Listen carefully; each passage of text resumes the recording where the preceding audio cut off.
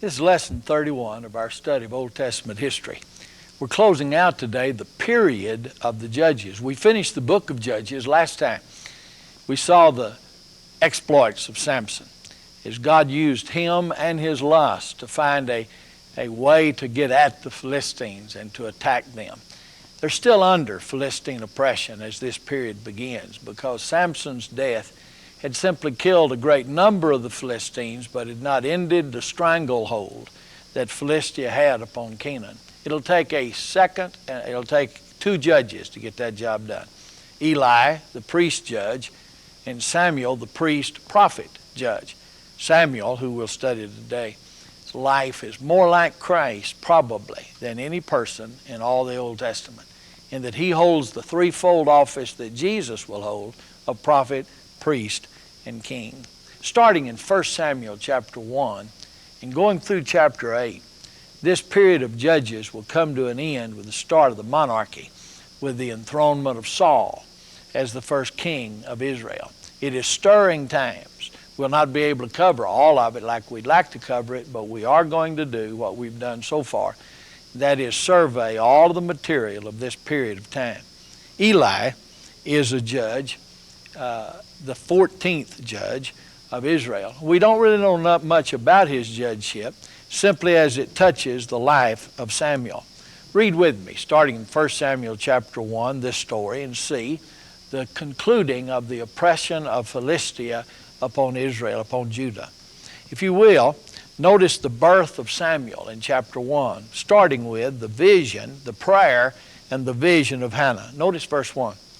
There was a certain man from the hill country of Ephraim, whose name was Elkanah, son of Jehoram, the son of Elihu, the son of Tohu, the son of Zuph, an Ephraimite. Now that locates him only geographically, because if you'll check 1 Chronicles chapter 6, verse 27, he is a son of Levi, for Samuel will be a priest in days to come. He had two wives. One was called Hannah, the other Peninnah. Peninnah had children, but Hannah had none. Isn't it amazing how often God uses women that are barren to glorify Him, to show that the power is not in the flesh, but in Him? Year after year, this man went up from his town to worship and sacrifice to the Lord Almighty at Shiloh, where Hophni and Phinehas, the two sons of Eli, were priests of the Lord. Whenever the day came for Elkanah to sacrifice, he'd give portions of the meat to his wife Peninnah and to all her sons and daughters. But to Hannah he gave a double portion, because he loved her, that is, he loved her more, and the Lord had closed her womb. And because the Lord had closed her womb, her rival kept provoking her in order to irritate her. This went on year after year. Whenever Hannah went up to the house of the Lord, her rival provoked her till she wept and would not eat. Elkanah, her husband, would say to her, "Hannah, why are you weeping? Why are you so downhearted? Don't I mean more to you than 10 sons?" He's a little peeved. Once when they'd finished eating and drinking in Shiloh, Hannah stood up. Now Eli the priest was sitting on a chair by the doorpost of the Lord's temple. It should read Lord's tabernacle. In bitterness of soul, Hannah wept much and prayed to the Lord. And she made a vow, saying, "O Lord Almighty, if you'll only look upon your servant's misery and remember me and not forget your servant, but give her a son, then will I give him to the Lord all the days of his life, and no razor will ever be used on his head." He'll not just be dedicated. He'll be dedicated in that particular Nazirite vow that we studied earlier in the book of Numbers. As she kept on praying to the Lord, Eli observed her mouth. Hannah was praying in her heart, and her lips were moving, but her voice was not heard. Eli thought she was drunk. He was used to hearing women pray, and she's not praying out loud. And he said to her, "How long will you keep on getting drunk? Get rid of your wine." "Oh, no, my Lord. I'm a woman deeply troubled. I've not been drinking wine or beer. I was pouring out my soul to the Lord. Do not take your servant for a wicked woman. I've been praying here out of my great anguish and grief." Eli said, "Go in peace, and may the God of Israel grant you what you've asked of him." Here's what she asked. "May your servant find favor in your sight." Then she went her way and ate something, and her face was no longer downcast.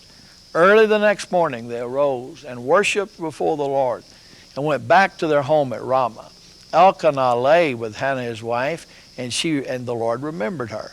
So in course of time Hannah conceived and gave birth to a son, and she named him Samuel. Samuel means heard of God, because I have asked the Lord for him. Samuel is much like Simeon. You remember Simeon was God is heard. Samuel, heard of the Lord. So she says to all that would hear, this one came and answered my prayer in the tabernacle. She'd promised, though, that whenever this child was born, he would be totally given to God all the days of his life. Now, in the tabernacle, they have no way to nurse children. And so this child must be nursed by her until such time as he's able to eat and sustain himself by what he eats, and then he will become God's. Read that with me, starting in verse 21. When the man Elkanah went up with all of his family to offer the annual sacrifice to the Lord and to fulfill his vow, Hannah did not go. She said to her husband, after the boy is weaned, I will take him and present him before the Lord, and he'll live there always. Do what seems best to you. Elkanah said, stay here until you've weaned the child. So the woman stayed at home, nursed her son until she'd weaned him. Now, what age? I really don't know. Old enough to sit at a table, eat, and sustain himself, to dress himself. After he was weaned, she took the boy with her, young as he was, along with a 3-year-old bull, or as it could also read, 3 bulls, an ephah of flour and a skin of wine, and brought him to the house of the Lord at Shiloh. When they slaughtered the bull, they brought the boy to Eli. And she said to him, as surely as you live, my Lord, I'm the woman who stood there praying beside you to the Lord. I prayed for the child. The Lord's given me the child, so now I give him the Lord. For his whole life he'll be given over to the Lord. And he worshiped the Lord there. So the boy's old enough to sustain himself, dress himself, and offer his worship to God. And she has now presented him unto the Lord. She has no other children, but her shame has been taken away before the other wife of Elkanah, because she's born Elkanah a child. I want you to read in chapter 2. I'm not going to do it. I want you to read in chapter 2 the prayer of Hannah. She makes several statements in that prayer that are tremendous. In verse 2, she says, there is no one holy but the Lord. Then down in verse 4, still in verse 3, she says, you are the Lord who knows. In verse 6, the Lord brings death and makes alive. He brings down to the grave and raises up. And I love the latter part of verse 9. It is not by strength that one prevails. Those who oppose the Lord will be shattered. He'll thunder against them. He gives strength to the king and exalt the horn of his anointed. So she acknowledges in her prayer, as she gives this son to the Lord, that he had first of all given him to her. She's simply returning to the Lord that which is his. Maybe we ought to so dedicate each of our children. Look at verse 11. Then Elkanah went home to Ramah, but the boy ministered before the Lord under Eli, the priest. So he becomes Eli's assistant. He is not a priest. He is an attendant. He helps the priest. Now immediately, we begin here a contrast between Samuel's righteousness and Hophni and Phinehas, the son of Eli's, wickedness. I read in chapter 1 in verse 12, Eli's sons were wicked men. They had no regard for the Lord. Now we're going to get an example of that. And I'm sure it's just an example of their wickedness, because wickedness is expressed, as you and I know, in all parts of life. Now here it was the practice of the priest that when the people were offering a sacrifice and when it was being boiled, they would come out with a 3-pronged hook, and they'd drop that into the pot that the flesh was boiling in and pull it up. And whatever flesh came up on the pot, came up on the hook from the pot, that was their meat for the day. Eli's sons did not do that. They sent their servants ahead of time and said, before you sacrifice the ram, give us the lamb, give us the best part of the animal. They pled with him. Don't do that. It is against custom. It's not against law. There is no law in this matter. But it is against custom. Said don't do that. Violating the custom, we read in verse 17, the sin of the young men was very great in the sight of the Lord, for they were treating the Lord's offering with contempt. So there's the sin, or an example of the sin of Eli's sons. They're treating Jehovah's sacrifice with contempt, violating no law, but violating the people's custom in the way that they were used to worshiping God. But, verse 18 of chapter 2, but Samuel was ministering before the Lord. Eli's sons were wicked. They were taking what did not belong to them. But, in contrast to that, Samuel was ministering before the Lord wearing a linen ephod that his mother would bring him each year. As he would grow, of course, he would need larger robes. Eli, verse 20, would bless Elkanah and his wife, saying, may the Lord give you children by this woman to take the place, the one she prayed for and gave the Lord. Verse 21, God is gracious. The Lord was gracious to Hannah. She conceived and gave birth to 3 sons and 2 daughters. Meanwhile, the boy Samuel, still he's a boy. The boy Samuel grew up.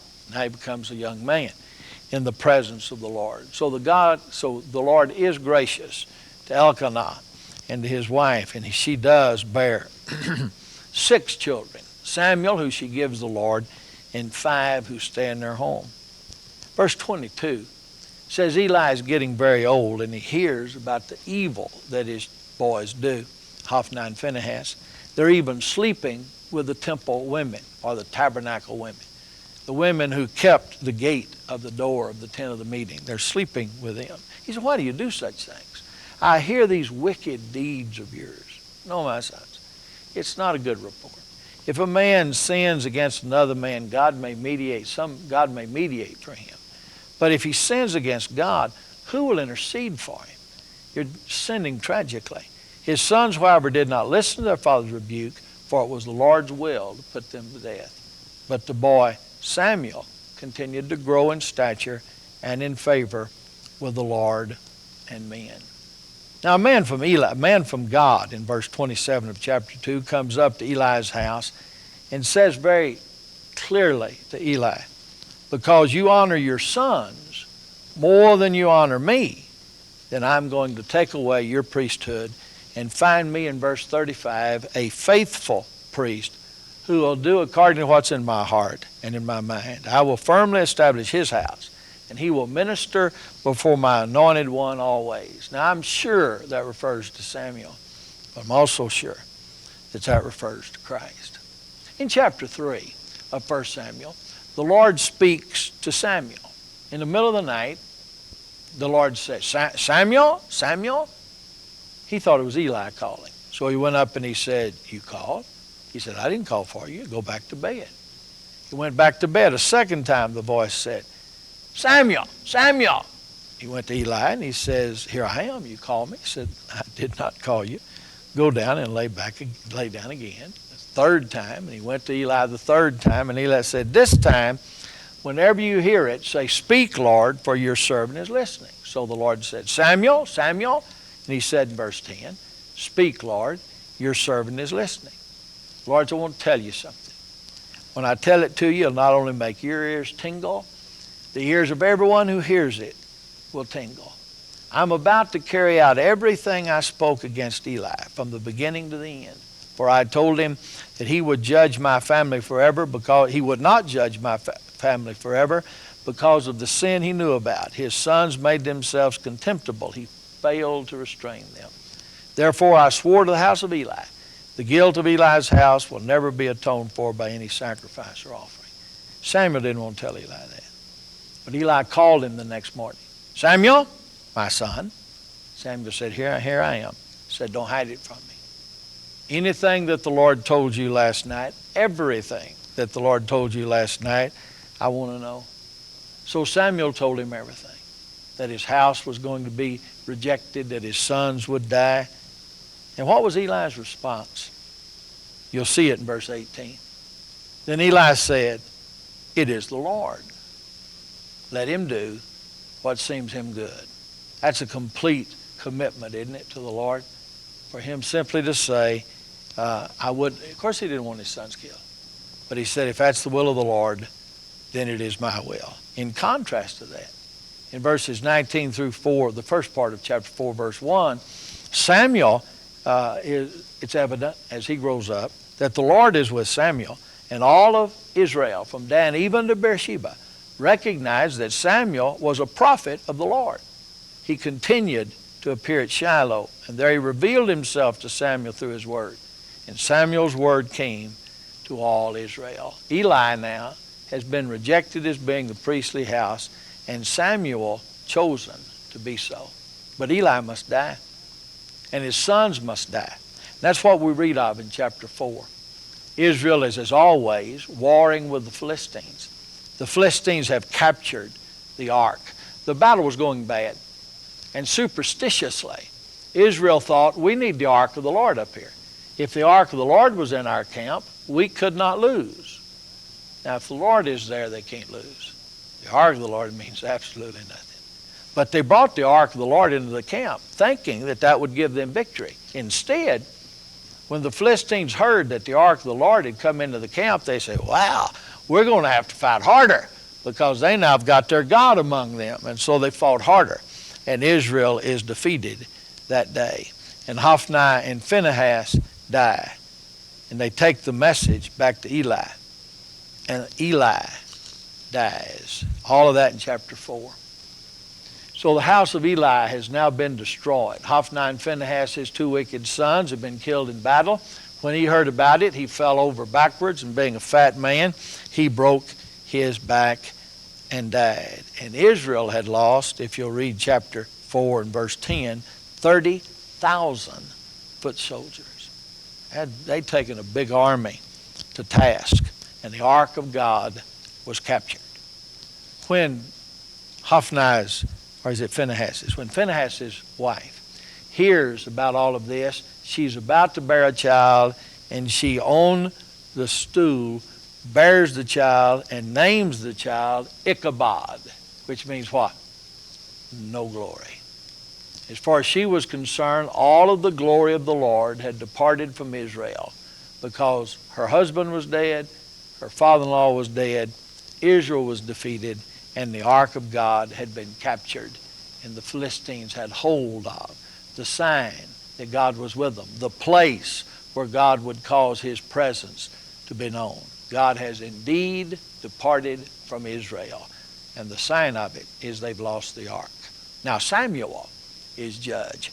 Now Samuel will be a true judge.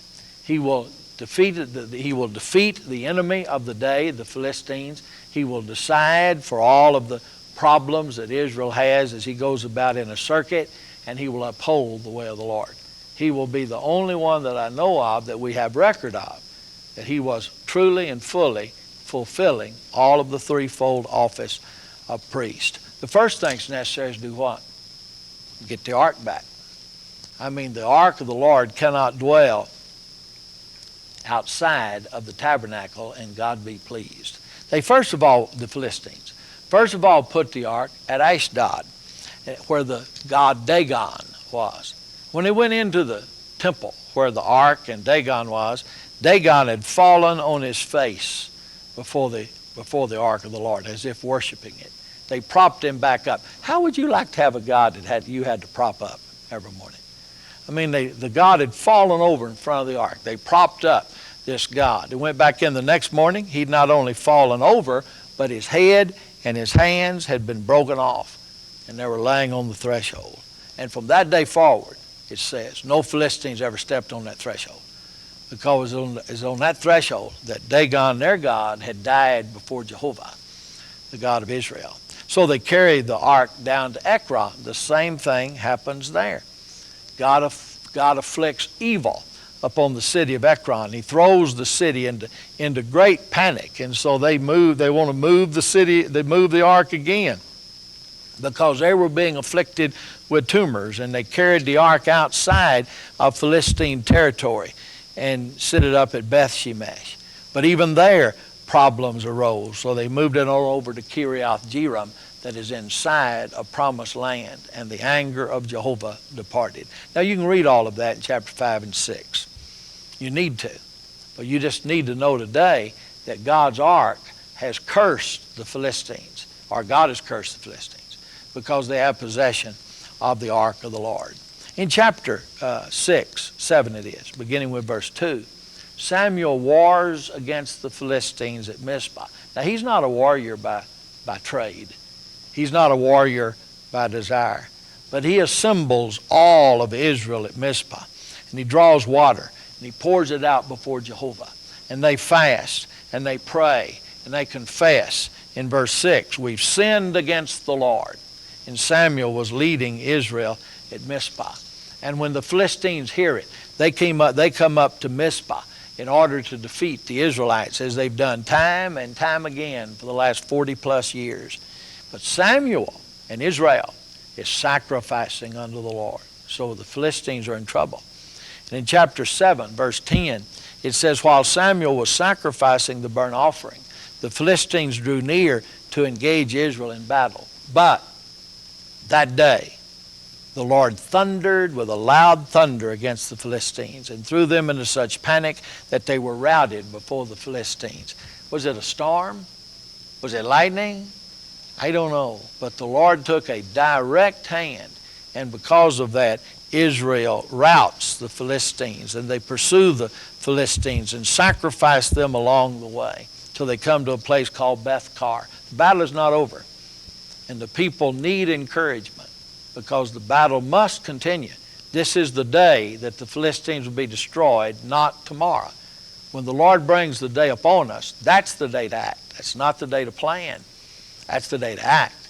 So Samuel took a stone and set it up between Mizpah and Shen and pointed at the stone and said, that's Ebenezer. And the word Ebenezer means the stone of help. For hither by thy help, thus far by thy help we have come. So the Philistines were subdued, because Samuel and the people sacrificed, because they acknowledged the Lord's help, because they continued to battle. That's all it takes to win. Offer sacrifice, acknowledge the Lord's help, and continue the battle. Throughout Samuel's lifetime, he judged Israel, and they were free from Philistine control. He judged Israel year after year, verse 16 says, as he went in circuit from Bethel to Gilgal to Mizpah, and then back always to Ramah, where his home was. He built an altar there to the Lord. They have a faithful judge. They need nothing else. However, they want something else, and for a fairly good reason. In chapter 8, they come to Samuel, and they say, your two sons, Joel and Abijah, God's name is in both of his boys. He honored the Lord. Says they are dishonest men. They don't walk in your ways. They take bribes. They pervert justice. The Lord doesn't blame Samuel, and neither do I. These boys have had evil companionships. They had evil hearts. I don't know what has caused these boys wickedness, but it wasn't Samuel's instruction. For the Lord does not judge him as he judged Eli for not restraining his sons. Good boys grow up from bad fathers. Bad sons grow up sometimes from good fathers. And so Samuel is not judged, but the people do not want Samuel to be judge anymore, because they're afraid when he dies, his two wicked sons will take his place. And so they come to Samuel and they ask him, give us a king that we might be like all the nations round about us. Give us a king to lead us so we can be like the other nations. That displeased Samuel. He took his complaint to the Lord. The Lord said, do not think they rejected you. They have not rejected you. They have rejected me from being their king. Samuel was judge. God was king. But they want a king. He says, go tell them. You'll get a king. But I want to tell you the kind you'll get. Your king will take your sons to be his servants, your daughters to be your servants, your crops to be his crops. He's going to make you poor. He's going to impoverish you. And the day comes, you cry out for relief, I am not going to hear you. I'm going to tell you, go tell it to the king that you have chosen. And Samuel went and told him that. Now, if I'd have been there, I'd have said, hey, we're wrong. Excuse me.